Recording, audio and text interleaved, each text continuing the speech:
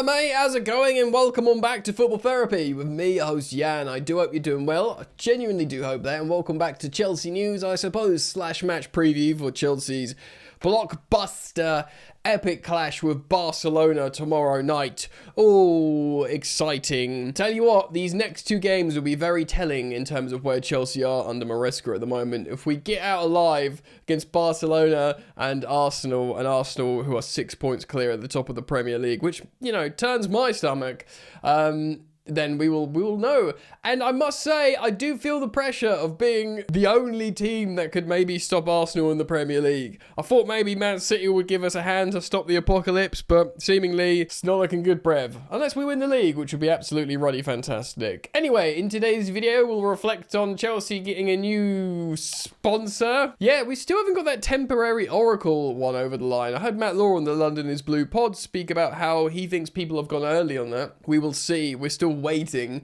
in terms of Schrodinger's sponsorship, because that is a very peculiar situation. We have an official sponsor, drink supplier. It's Coca-Cola. They're big. Didn't Arsenal have Prime? Logan Paul and KSI's drink. I don't know if they've still got that or if that's expired now. Maybe we'll reflect on that. Cole Palmer's got a magic boot that helps him play football. So who knows? He could be back for Arsenal, but, you know, Maresca didn't want to give too much away. And, of course, we are playing Barcelona, and it's a huge game. It really is massive. It's huge. It's at the Bridge tomorrow night. It's terribly exciting. They're coming off a 4-0 win against what is supposed to be good opposition in terms of Athletic Bilbao. But we'll speak about them. We'll speak about us. We'll speak about Yamal versus Estevao, the two 18-year-olds. You know, that's what they'll give the narrative. Although it's a bit unfair because Yamal's been, you know, playing high-profile games for a while for club and country, and he came second in the Ballon d'Or, where Estevao's literally just arrived in Europe. But still, they billed the Club World Cup final as Ousmane Dembele versus Cole Palmer, and Cole Palmer danced all around that comparison, winning man of the match of the final, winning player of the tournament, and winning the Ruddy Trophy. Yeah, so guys, thank you so much for joining me. As always, very pleased to have you with me here on the Football Therapy channel on this YouTube journey. Wanky as that sounds, excuse the language. But yeah, man, over 200k subs, which is superb. Again, I did a video yesterday sort of speaking a little bit about the milestone in the journey, so feel free to check that out. But again, thanks for continuing to support the content, for liking and subscribing. Let's get into today's content. Right, so Chelsea announced Coca-Cola as official soft drink supplier. Well, it's for UK and Europe. As part of the agreement, Coke Zero will lead a lineup of Coca-Cola's iconic beverages served at Stamford Bridge and Kings Meadow. All their drinks will be served. It's a collaborative deal. I suppose it's a sponsorship of sorts. Oliver Bowden, partnership sales director of Chelsea Football Club, first I've heard of him, said, "We're excited to welcome Coca-Cola as our official drink supplier. Their global reach, cultural influence, and focus on fan-first experiences make them a perfect fit for the club." Well, yeah, great, Coca-Cola. Did you know Santa Claus / Father Christmas is red because of Coca-Cola? I believe that's to be true. He used to be green until Coca-Cola bought, like, the image rights. That might be incorrect, but that's one of the stories you hear as a kid, and you just sort of take it as gospel and then regurgitate the information. The only problem is, when you're a YouTuber and you're talking to a lot of people at once, you just hope that information is correct. But I'm going to tell it to you like it's a fact. Santa Claus, Saint Nick, Father Christmas is red because of Coca-Cola. Anyway, let's move on, because this is weird nonsense. To be honest, man, look, I want a front of shirt sponsor. You can stuff your fizzy drinks partners up your so-and-so. Give me a front of shirt sponsor. Let's look like a serious football club now, please. And let's move on and speak about Cole Palmer. So, Enzo Maresca spoke about Cole in his pre-match press conference, and apparently he's got to that magical special boot. The problem is, when you break your little toe by stubbing it, apart from it being horrendously, sickeningly painful, is it will affect how you play football, because the little toe gets crunched inside a football boot, being the outside toe. Now, Chelsea, unsurprisingly, have had a special boot developed. We see it all the time with masks, don't we? When people have fractured cheeks or eye sockets or even broken noses, you get specialist masks made for players. Sometimes to the point where Victor Osimhen loves it so much it becomes a part of his identity and his brand. But we've got a boot built. Apparently he's already playing football. He's already on the grass with the team, and he apparently feels like he's comfortable kicking the ball, which is obviously very important when you're a professional footballer. Dare I say, it's imperative. So that's good that he's out there kicking the ball, and obviously they need to monitor his groin problem as well, that injury. That's the long-term issue that's kept him out for a while now. But him being able to kick the football and train with the team is excellent. Now, he absolutely won't play tomorrow, which is a shame because he does arrive for the big games. I've said this in recent videos. He's a player for the biggest of stages. Barcelona in the Champions League, of course, represents that. But no, he said he's probably not available for Arsenal. Now, I really hope he's available for Arsenal. I've built a lineup for Barcelona, which I'll show you in a minute. And we'll talk about that a little bit sort of more broadly. But I do think it would be so good to have Cole, especially because we're relying on Estevao quite a lot. But Cole he knows everything about the Prem, the physicality, Arsenal. We will need everything we've got to try and win the game, make it to 3 points again. They're 6 points clear. We can bring it down to 3. I just really want to beat Arsenal. I'd love to beat Barcelona, but I just see Arsenal as more important in the Premier League because of the standing, because of everyone else being wet. All the challenges, it's up to us. It's like the Thanos, fine, I'll do it myself kind of thing. So, and plus, the Champions League's kind of different. Barcelona, for as amazing as they are, they're nowhere near defensively and tactically resolute as Mikel Arteta's Arsenal currently, and that's the concern. So I feel like we'll score goals against Barcelona. I don't know if we'll score goals against Arsenal, and if you have Cole Palmer potentially available, that would be a huge boon to us. That would be a huge positive.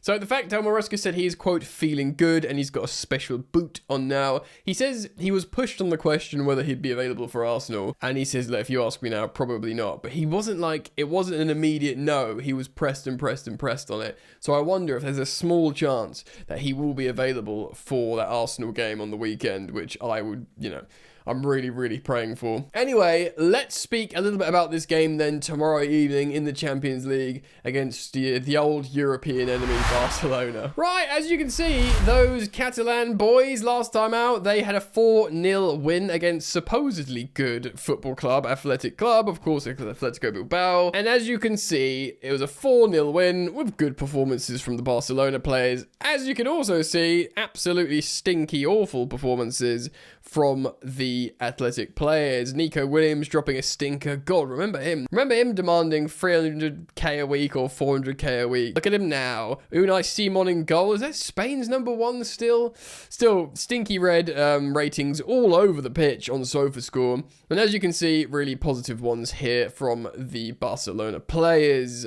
Lots of strong players out. I mean, is this his first choice 11? Possibly. I mean, I'm not entirely sure. They haven't got Pedri there and stuff. But for me, Lopez, of course, was heavily linked to Chelsea. He scored. Your very high rating here, only second to Ferran Torres, who got a couple of goals. Lewandowski scoring, 2 assists from Starboy Lamine Yamal, and that, of course, will be a lot of the dangers coming from down that flank. It's a huge game. Barcelona are coming to town. I am sort of pleased how they are conceding goals. They're conceding goals in the Champions League as well. They're not totally, like I say, it will be a completely different game to Arsenal. Mikel Arteta will make the Premier League game a robust, sort of tactical, solid affair. I know they absolutely slapped up Tottenham in the North London derby, but that was probably more about Tottenham and the narrative with Eze, showing Frank about, who Eze is, all that kind of theatre. But really, man, this we can score goals here. We'll be at home. We can beat Barcelona. Lewandowski, Torres, Yamal, Fermin Lopez, Pedri. I mean, I'm just quickly checking here. If he says, so Gavi's out, Pedri's out. I don't know if he's going to return for the game. Frankie de Jong was suspended in that game, so he'll probably come into the midfield. And of course, Rashford as well. Forget about Rashford, because Hansi Flick, the Barcelona manager, really likes Rashford. And Rashford has dunked on Chelsea before. I remember, everyone talks about that free kick. I was at Stamford Bridge when he scored that free kick against us in a cup. I can't remember who was against. It was Chelsea. I can't remember what cup it was, whether if it was League or FA Cup. But I remember I took my mate, who's not a football fan, and I was like, yeah, come to a Chelsea game and a couple of tickets. And I was explaining what was happening because I think we might have been in the East Stand, I can't remember, but the free kick was right in front of us, and I was explaining, right, so what he's going to do is he's going to kick it into the box and someone's going to try and like head it. I was explaining like he's going to try and assist a goal basically, and I was explaining to my mate, and he just absolutely rifled it in bins, and I was like, oh my god, and he was like, oh, he just scored straight in the goal, my mate was saying to me. I was like, yes, he did. Anyway, I was set right above that. So he loves a goal against Chelsea. Rashford, maybe he'll start, but of course, when you've got a front three like Lewandowski, Yamal and Torres all cooking, all getting goal involvements, they've got immense firepower. But if we can keep them out, we can score goals. And that's perfect timing for me to show you the lineup that I've got starting against Barcelona in the Champions League tomorrow night. Take a look at this. Here we ready go then. I've gone for, of course, ostensibly a 4-2-3-1. That's what you see in the starting shape, but, it rarely is that shape here. And I'll explain my workings to you now. I'm going with Rob Sanchez in goal, being Chelsea's, of course, first choice goalkeeper. Coca once of La Masia and Barcelona, trusted to play lots of minutes, and he is, of course, our undisputed first choice left back. He'll be really chomping at the bit to play this game.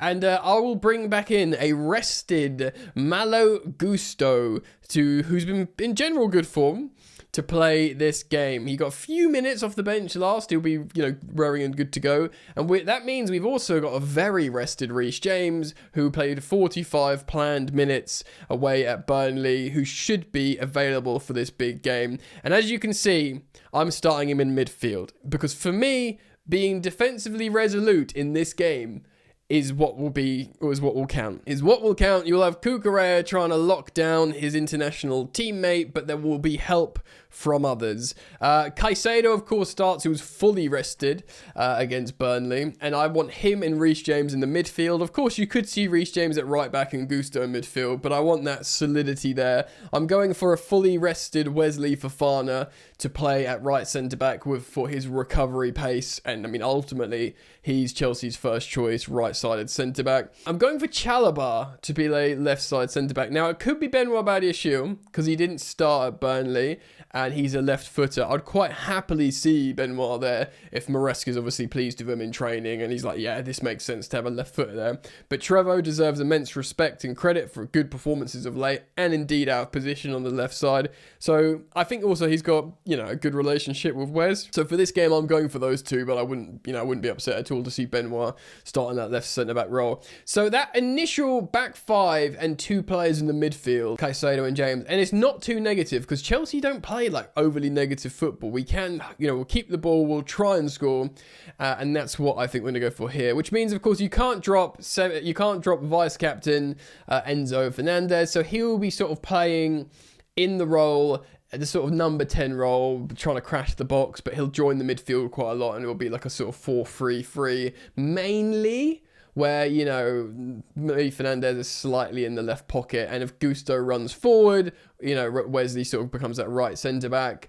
Estevao can come inside, and actually you can have the attack with 5 and, defend with 5. I'll actually switch the graphic now to show you that shape. So here you go, it's that fabled attack with 5, defend with 5, box midfield, Reece James in the right-sided defensive pivot, Caicedo on the left, but will run around, which means Fernandez will play in the left pocket, and Estevao will come in and play in the right, which will be a sort of preferred occupation space, Gusto overlapping, and of course Gusto can invert into that right pocket. We've seen that loads, which means Estevao can hold the width and play like a winger, which we've also seen loads. Now Garnacho's totally rested and seemingly first choice left winger. He will be tasked to hold the width on the left hand side, and if you've looked at his heat maps this season like I've been doing on the channel, he's very much holding the width and getting in behind, but he will have to track back, help Cucurella with Lamine Yamal, which he will do. He will do. He's not necessarily an amazing defender, Garnacho, but he's shown that he's willing to do so.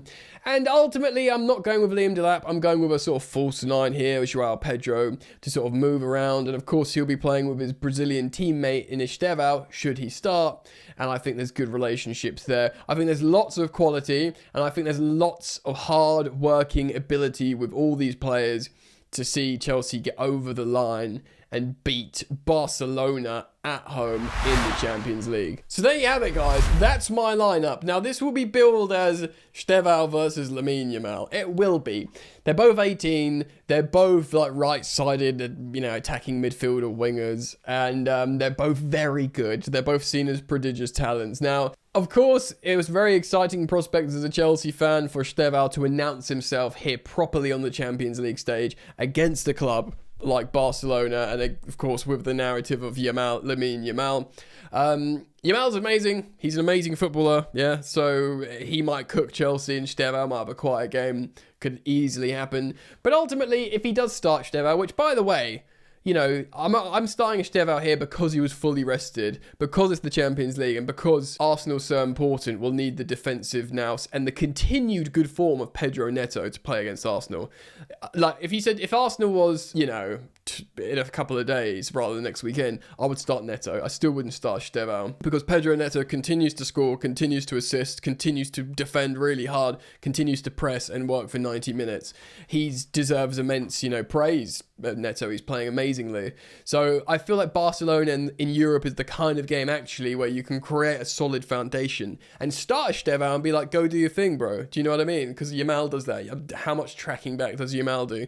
Arsenal, everyone tracks back. Everyone works very hard. You've got to do the same. You start Pedro Neto. But this game, look, he might not start still, Estevao. He might get 30 minutes off the bench or something like that. But I would start him here. As much as I want to protect him and not start him in games like Arsenal or certain Premier League games, I think this is the kind of game you could start Estevao, and I feel like that's a good opportunity to do so. He's very different to Yamal in terms of character, of course. This will be built, those two. You know, Lamine Yamal's been in the media for, like, you know, womanizing at such a young age, like partying, all that kind of stuff, and being in financial controversy. Estevao's completely different. He's a family kid. He's, you know, proper God-fearing. Whenever there's like rap music that has like blasphemous lyrics in the dressing room, he puts on his headphones and listens to like gospel choir music. They couldn't be more different in terms of personality, but they are very similar, and being an 18-year-old prodigious right-wing attacking talent. We'll see what happens there. I'm gonna say Chelsea win and beat Barcelona. Boom! I'm gonna say we win. I think we'll concede because I think they'll be irresistible. I'm gonna say 3-2 Chelsea. And that's all that matters. 3 points. 3 points on the Premier in the Champions League table. If we get a draw, it's not the end of the world, considering, you know, where the teams are. It would probably be quite good, really. But I think we can beat them, genuinely. So I'm predicting a Chelsea win of goals. Yeah, I think it's going to be very exciting. I think it is going to be very exciting. I'll probably do a Chelsea news video tomorrow morning. So there will be another video prior to the kickoff. And it's a late kickoff, so I might not do a match review straight after the game, but I might do it the following day and just do morning uploads, but we'll see what happens. Anyway, let me know your thoughts. Please do leave them down in the comment section. Thank you as always for supporting, for getting over the 200k mark with me, so do subscribe if you want to jump aboard.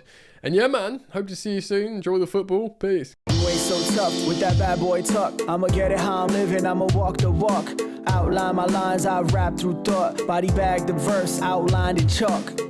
In my life seen trouble, hustle on the double, silence on the trigger like my pick got a muzzle. Yo, chick like to guzzle, bad boy stay in trouble. I only love this paper, sorry I don't. I laugh me, baby.